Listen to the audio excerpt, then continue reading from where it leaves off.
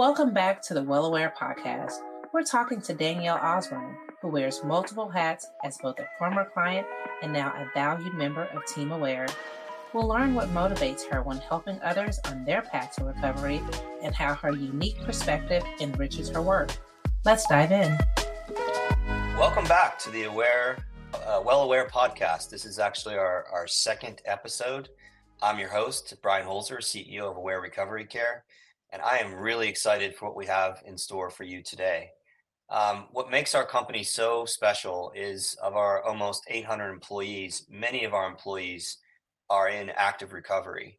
And of the 600 or so direct care staff, that number in percent is even higher. In our early episodes, what we are really focused on is highlighting not just our wonderful current employees, but in many cases, some of our employees were actually former clients. And today, it is my pleasure to be able to speak to somebody that will bring the house down in terms of her human spirit and how much she is able to contribute to our employee base as well as the clients she serves. Welcome, Danielle Osburn. Thank you. So happy to have you here, Danny. I had a pleasure of actually meeting you serendipitously as one of a call a few weeks ago as we were trying to engage some of our employees that were former clients to see how we can continue to grow our organization and learn from the past, some of the roots of what made this company so great in the early years. You have such an amazing story. You have just obvious your spirit comes through. And I look forward to meeting you in person, hopefully soon. I would love for you to give our listeners a little bit of a background on you. You've been at Aware for 3 years. Let's talk about your journey before we get to the journey coming to Aware. Just orient the listeners to who you are, what your role is, your path here at Aware, and all that good stuff.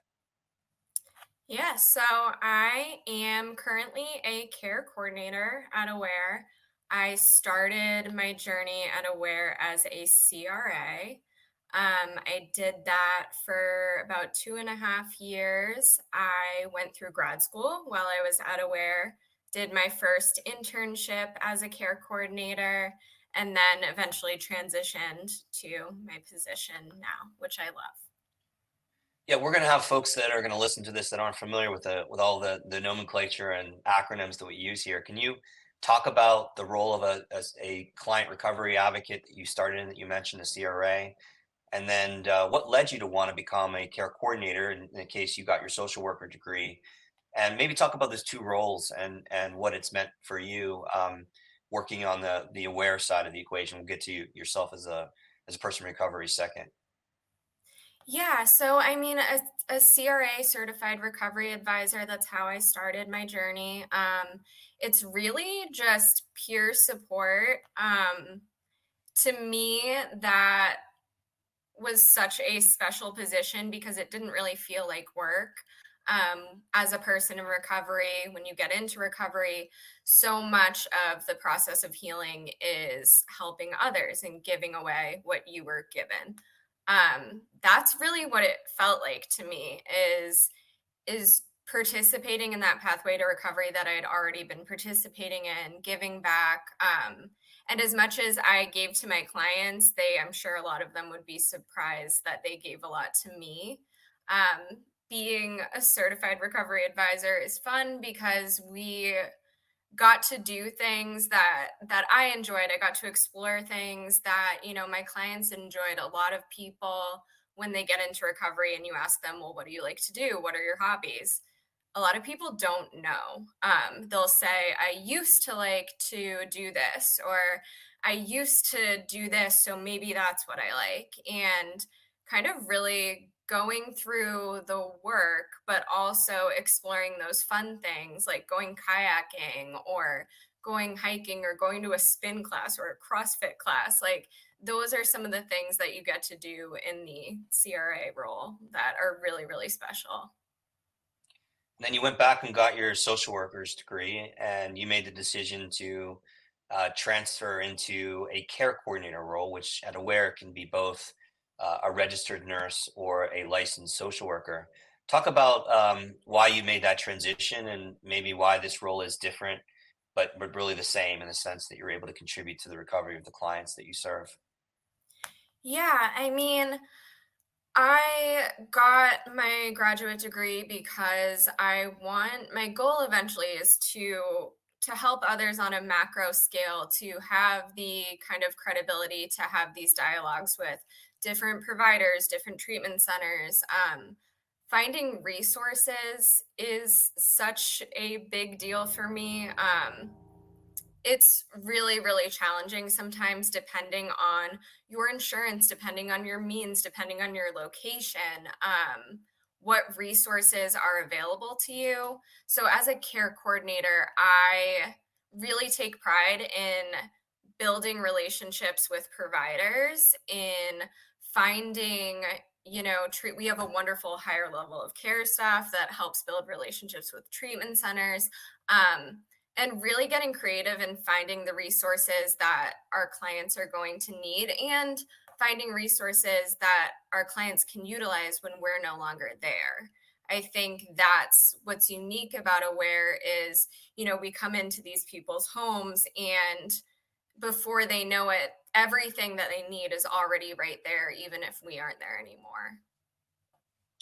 Thank you for that. Let's get back to that in a second. I would love to sort of go back in time now and allow you, if you're comfortable, talking through what led you to Aware, because what makes your story so special is that you're one of many people at Aware that are employees that were previously clients. And you're able to deliver with such authenticity and credibility to the recovery of others because you were that person not too long ago that was benefited by the company that you now work for. And so I would love for you, to the extent you're comfortable, to go back in time and talk about your journey through addiction. When did it start? How did it start? Some of the contributing factors, and your journey through the traditional treatment offerings that are available today. As listeners will hear, you cycled through higher levels of care many, many times before finding the Aware program. So, if you could talk about your earlier years and your struggle through addiction and your experience trying to get sober before you found Aware. Yeah, I mean, so everyone starts like I grew up. Yeah. I grew up in a very affluent neighborhood. So when we think about addiction, it was hard for me to see myself in stories of addiction because I was given every opportunity in the world. I had the most loving parents in the world who told me I could do anything. If I made a salad, they would say I'm the best salad maker in the world, like really built me up. So I mean, I drank like everyone else in high school, and it kind of, I didn't realize it right away, but at a certain point, I started to realize I'm not drinking like my friends, or I didn't want to do anything that didn't involve drinking. And I even, chose my undergraduate, my college, based on this culture of drinking. All of a sudden, it was important to me that my college had a football team because there was tailgating, and I don't watch Right. football. So my priorities started to change, and it took off from there. I saw a counselor in college for my drinking, continued to drink. My parents had me sign contracts over and over and over again when would come home from school vacations, that I wouldn't drink when I was on spring break, that I wouldn't drink when I got back to the dorms. Um, and of course, I signed my name, and those contracts are broken, and the contracts that I make with myself are broken. And after I graduated, everyone was looking towards, what they wanted to be when they grew up. And I didn't plan anything past those 4 years. And so it started getting to a really dark place where I was drinking and drinking and drinking. And I said, I think I need to go to rehab. And my parents, because of where we're from and the circles around us and the nature of our town, that didn't look good for me to be going to treatment. So, we were all very hesitant to label this alcoholism. We were hesitant to say that this wasn't just a phase, but I went, and that was the first of many 30-day treatment centers, and sober houses and detoxes and transitional living facilities and psych wards. And eventually my drinking progressed to heroin addiction. It progressed to IV drug use. It progressed to cellulitis, which is a disease that you get in your skin. It's like an internal staph infection. It's super painful. Um, and I became this person on the streets who I would, scoff at or judge or say that they made these decisions to be there. And the truth is, I took this same first drink as all of my friends, and they were financial advisors and lawyers and doctors and public health officials, and I was here, using IV drugs. I came to Aware because I had gone through so many 30-day programs and gone home. And even if I had gone to a sober house, I was kind of just thrown into the world with no tools and no support. And if there was support, I was left to find it on my own, and I wasn't motivated to do that. Um, so we said, let's try something else. And what's interesting is I wasn't a success story on paper with Aware. I entered Aware in New Hampshire. I live in Connecticut now. Aware is the reason I live in Connecticut.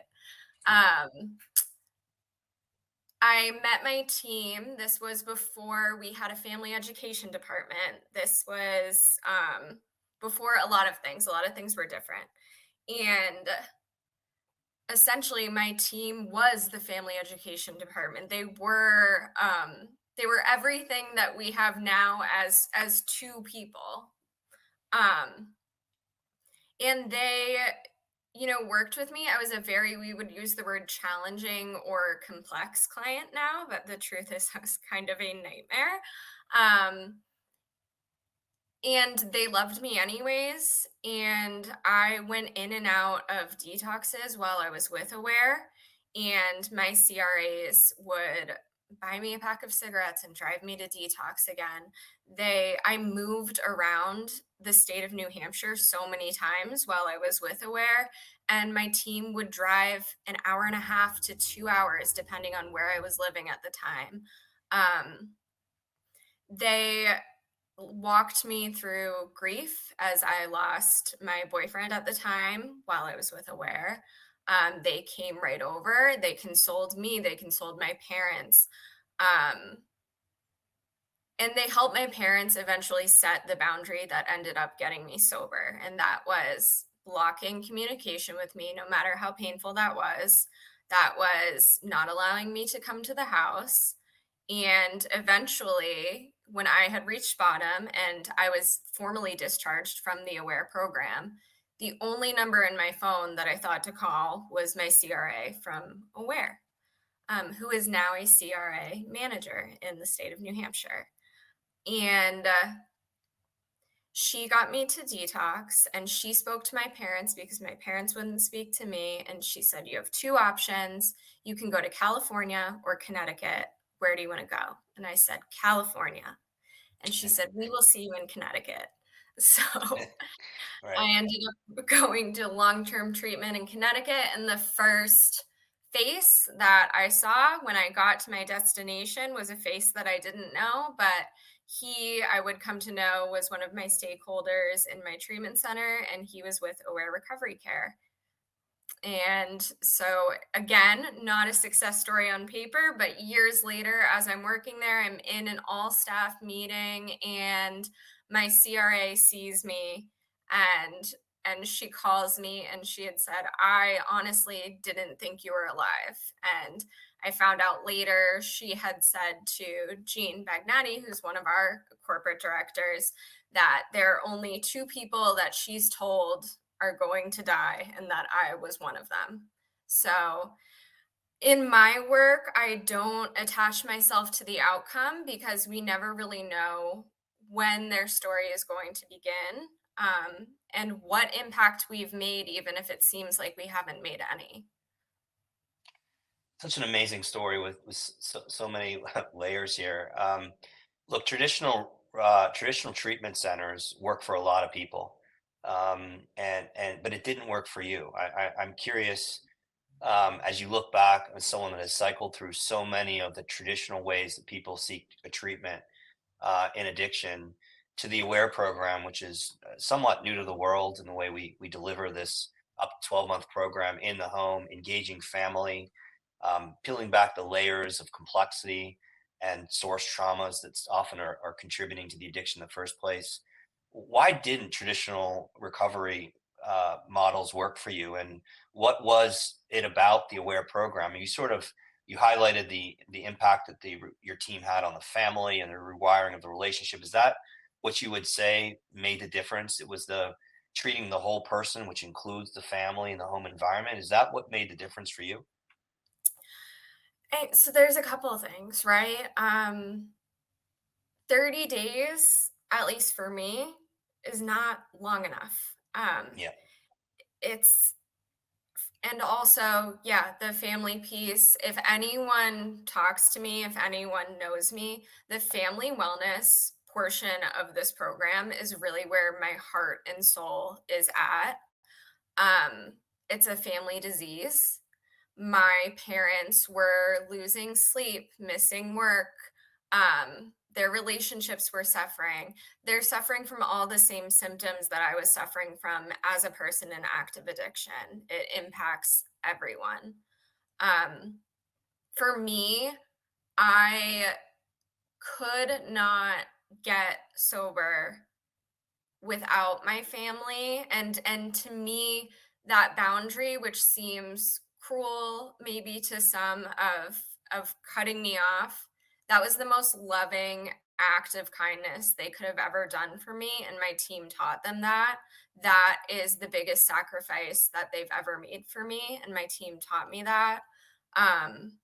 So yeah, I would say the family piece, the length of time, right, the length of stay gives people enough time to get through this. In 12-step programs, they'll call it the pink cloud. So we go into recovery and some of us are like, yay, this is amazing. Everything's great. I don't need to do anything because I can do this. And so we get through that period and we go through, everything that happens in a year. Like, how do you measure a year? It's right. full of wonderful things and stressors and job losses and like divorce and all of these things that can come with a year. Your team is there for you. It also allows you to develop relationships in your own community. So, if I go to a 30-day treatment center and I connect and I bond with all of these people who may be from all different states, um, I'm not I'm not having those people with me when I get home. And they're all also in the same stage of recovery as me. So statistically, one or two of those people will be with me, throughout my year. My first treatment center, there were 30 of us. And within 3 years, there were two of us who were alive. Wow. So being with Aware gives you the ability to build relationships with people who are already in long-term recovery. They expose you to their networks, to their friends' networks. They really set you up for success where you already are. When you completed the Aware program, how long were you on the Aware program the second time that resulted in your sobriety? So I was only in the Aware program once. Oh, And okay. I was with Aware for 9.5 months. Yeah. And then they had sent me to Turnbridge, which is in New Haven. So when you completed the Aware program, did you know that this was successful? I mean, compared to when you were discharged the number of times that you were after going somewhere for 30 days. I mean, you were, I assume, stabilized after 30 days and maybe no longer using, though I'd love to hear your feeling on that. When you left each one of these levels, where did you think it worked, and then it just over time you just regressed back to your normal habits? Like, if you could walk me through the comparisons of your internal confidence at the end of the aware program that you had reached a point of sobriety versus some of the other times that you went away and potentially stopped using, but as you said, these were their shorter 30-day stints. Hmm. So I didn't think it worked, right? Like I say, it's not a success story on paper. Yeah. Um, but if you think about it, right? Like, so say someone is hit by a car and someone sees them and calls 911. Are we crediting 911 responders with Right. saving their life, or the person that called? Because if they didn't call, they wouldn't be there in the first place. um, for me, the difference between aware and these 30-day programs was it allowed me to build relationships of trust. I had been so broken and beaten down by the point Aware got to me. It was impossible for me to trust anyone. I had one CRA because I would never trust a secondary person. Right. Um, and the amount of time that these people were able to give me and the amount of care that they took with me and sensitivity and compassion and lack of frustration and lack of disappointment. Never once did they say they were disappointed in me. Never once did they say they were angry with me. And I tell all my clients, I will never say that I'm angry with you. I will never be disappointed in you. Um, that is what makes the difference. And when it wasn't until I saw Aware when I was looking to go into grad school, so I needed a job that had a little bit more flexibility. I was working inpatient. That I realized this is where it started and this is what worked. And even that treatment facility that was inpatient, that was long term, the second I left, the second they weren't receiving that check anymore, I was gone. These relationships that I built here and the level of care and the responsiveness of my team is something that I haven't experienced anywhere else. It's something that genuinely made me feel like I was part of the relationship of helping, like I was just another person in recovery than a client or a patient. That's amazing. So let's now connect the dots. You now are a person in recovery.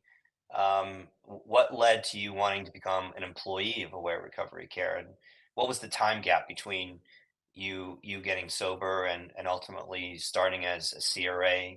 And walk me through the why. Why join Aware, and that decision. Yeah, so the time gap was a year and a half, almost 2 years.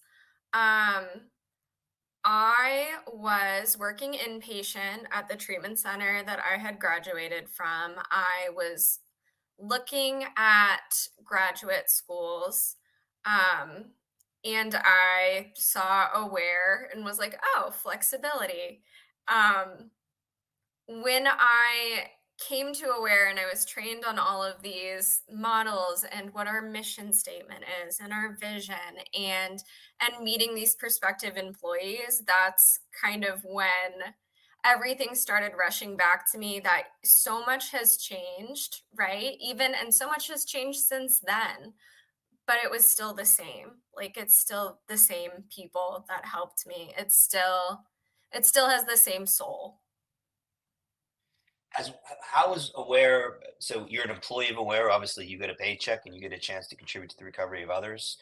Talk to me about Aware's impact on an ongoing basis on your own long-term recovery journey. And is it how do you reconcile the two from the standpoint that you get to give back and essentially do what was done for you, But is there a bigger impact here that this also helps you on your individual road to sustain long-term recovery?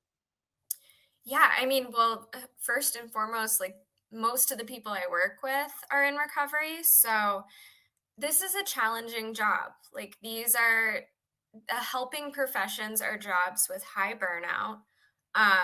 It's tough work. We take on the trauma of our clients, we take on the hardship of our clients. And because so many of us are in recovery, and when I say in recovery, I don't mean just from substances. We're all in recovery from something. We all work with people in recovery. Um, they're able to recognize those signs. We're able to recognize those signs in each other. So it's a feeling of support that we work in a team environment, but it genuinely feels like a team, not just to help the client, but to help each other grow as Yeah. people and professionals. Um, in my recovery, it helps in the sense that so we're a many pathways approach, right? We are open to all shapes and sizes of recovery. And for me, my journey started as a 12-step journey, and that shifted and that changed. And through working with Aware, I get to be introduced to all these different pathways. I get to learn that this isn't the only option. I get to teach my clients this isn't the only option, and they show me new meetings and new hobbies and new things that helped them. So it really is kind of this symbiotic relationship of helping between team members, staff members, leadership, and clients. That's incredible. What were, I guess, even now, but maybe in the early days, it had to be a little surreal for you. I mean, you had been in and out of recovery centers for many years. Aware contributed, in retrospect, as you said, to one of the reasons why you're able to get sober. And now you're working for the company. I mean, what was it like in the early days? It had to be a little strange, though. I don't want to put words in your mouth. Yeah, I mean, it is, when I saw, my CRA in that meeting, it was like Yeah, I saw a celebrity. yeah, So so it does. I mean, a lot of times, and this is recovery in general, there are a lot of times that it just doesn't feel real. There are yeah. so many days, even bad days, that I just say, like, I can't believe I get to be here. Like, I can't just Wow. in general. I had overdosed 9 plus times. So there were times where like I wasn't here or might not have been here. Um, so yeah, it's a surreal experience in the sense that I tend to get clients that remind me of me when I was a client. And to be on the other end of that, one gives me so much appreciation for my team. It also really motivates me to support the families and to, encourage our FEFs who are wonderful, wonderful people to support the families. And, oftentimes I get to see different endings than my Aware team initially saw of me. And that is really, really incredible. The other part of your story that we haven't got to, which I'm sure is sensitive, is through this incredible experience that you went through. Your father ended up becoming a client of Aware. To the extent again that you're comfortable, I would love to hear more about that. Was alcoholism known to you as you were growing up? Was that in the environment? And if it was, I'm sure it was a contributing factor. And then you talked about the strain that this had on your family relationship, presumably also your father. The program works for you, and now all of a sudden, this ends up being the reason why your father is able to achieve sobriety. Would you be willing to talk about that experience? Yeah, so but that is like my greatest pride. Yeah, So yeah, I mean, alcoholism, I wouldn't have said that it was around me when I was growing up. Knowing what I know now, I suppose it was. again, very affluent town. So like it was kind of ingrained in everything. Country club visits, business meetings. My dad would have, clients where he would bring $1,000 bottles of wine.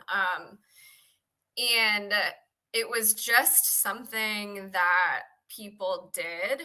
We had a wine cellar growing up. We had a vine at a vineyard. So I, Wow. as a child, grew to love wine, not just, in an alcoholic nature, but like a respect and appreciation that went into wine. My parents drink wine with Delia Viadir, who is a vintner on her vineyard. Um, so alcohol was definitely a point of bonding for our family, and it was also a hobby, I guess. Um,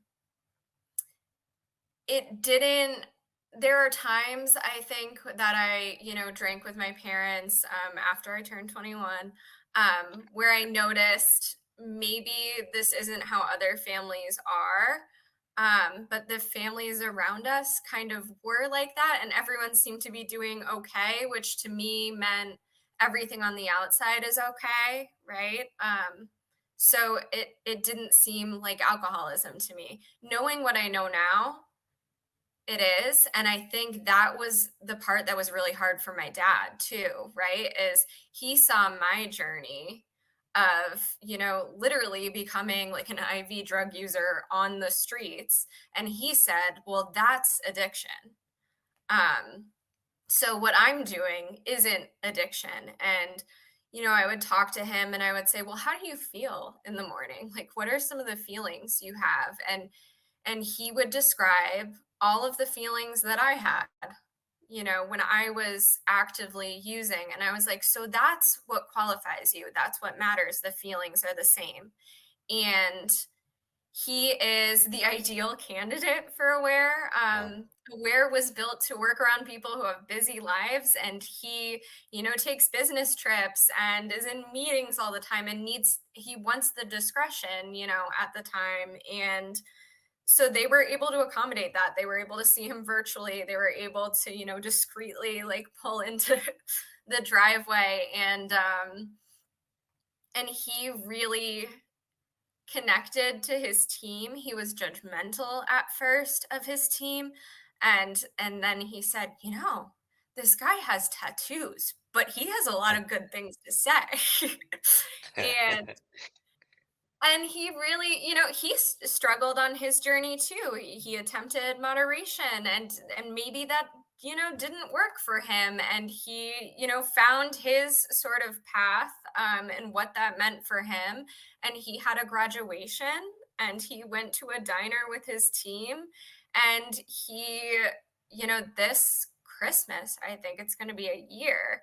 And Wow. my entire family just raves about the person he is now, and including family members who said, "I didn't realize there was anything wrong, but now like I see this huge difference, so I guess there must have been."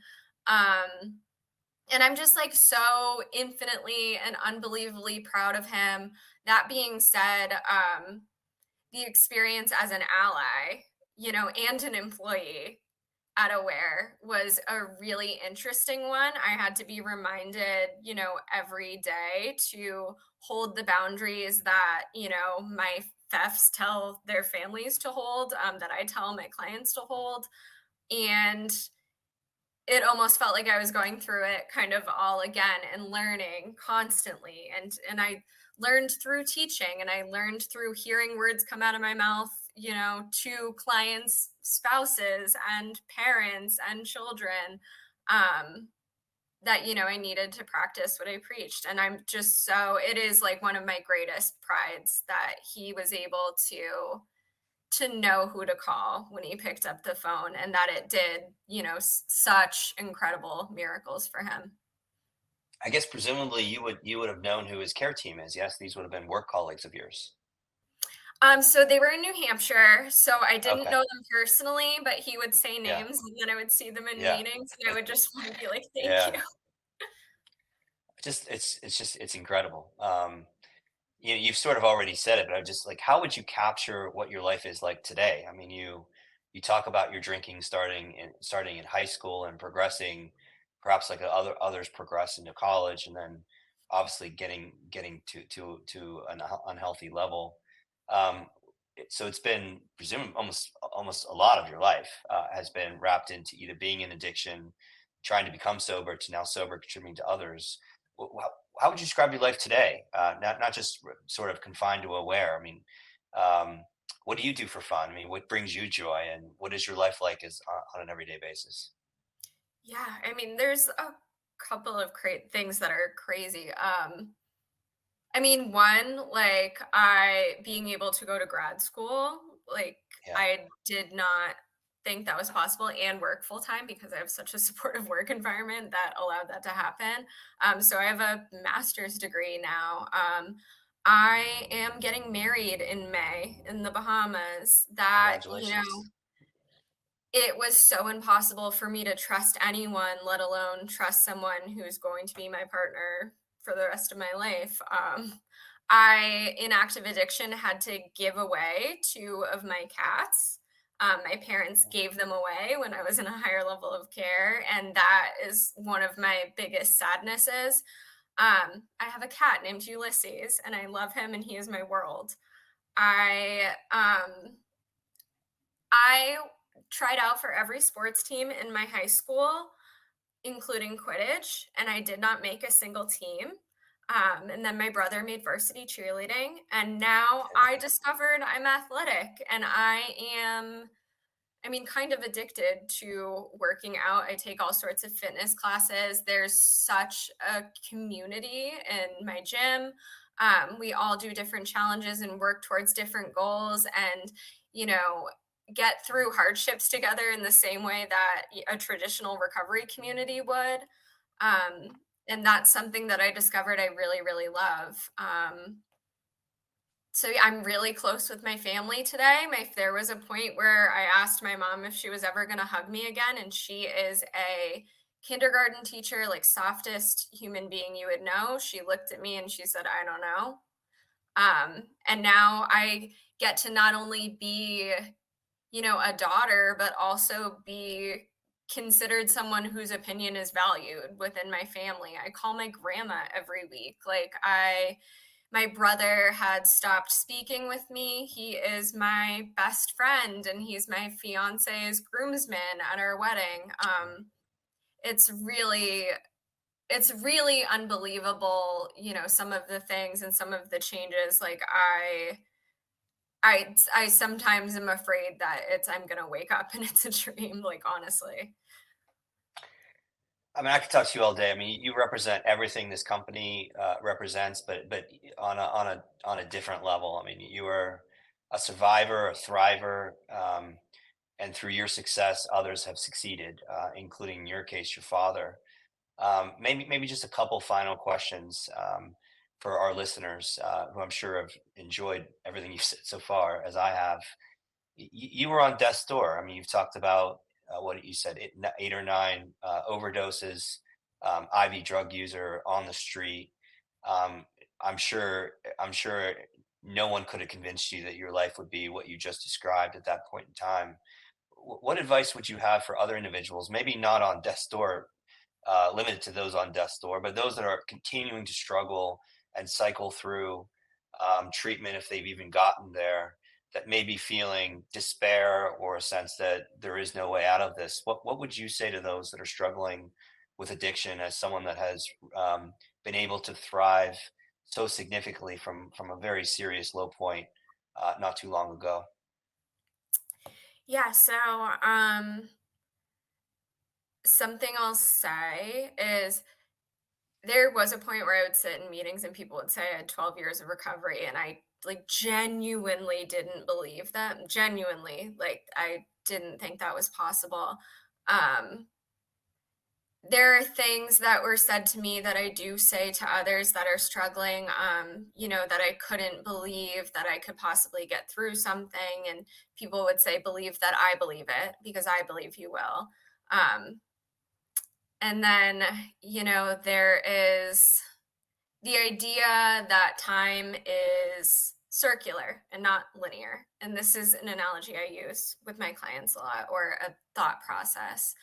Um, Circular time means that all of the moments are happening at the same time. It's not past, present, future. Everything's happening at the same time. So I would ask my clients to imagine, you think that you can't get through this moment right now, but in this same moment, you already have. Like, there is a point in time right now where you've already been through this. And Wow. and that's even what I envision for myself today, is when I'm going through a hard time, there is a version of me that's already surpassed this. And I just have to get to her. I just have to get there. Um, that's, sometimes those words are heated, sometimes they're comforting, and sometimes they're not.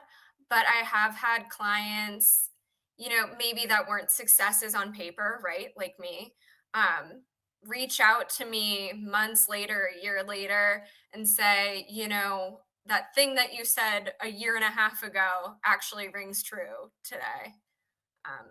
So yeah. That's remarkable. I've never heard anyone articulate it like that. One final question: your story of hope, and as we've said, survivorship and recover and thrivership, if that's the word. What would you want someone to take from your story? One thing, and hopefully learn from your journey beyond what we've already talked about. I guess that, like, oh God, I'm trying not to quote David Foster Wallace, It's all right. because it wasn't true for him. Um, that no single moment is unendurable, um, Wow. which, for some people, maybe that's not true, but like, as long as you are alive, like, no pain will physically kill you. And you will never feel the same feeling twice. You may feel different sadnesses and different pains and different forms of grief, but the grief or sadness or pain you're feeling in one moment, you will never feel again. That's amazing. You are so wise, and I guess some of your wisdom came from the most painful moment of your life. But we are so grateful that you're here at Aware Recovery Care. I'm sure your clients feel the same. You stand for everything that we've sort of built in the past and are trying to build for the future. So thank you for everything you do. I have personally learned from your journey and talking with you here.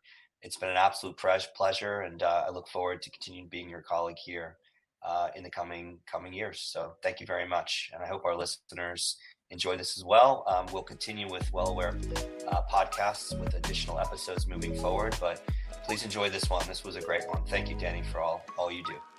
Thank you.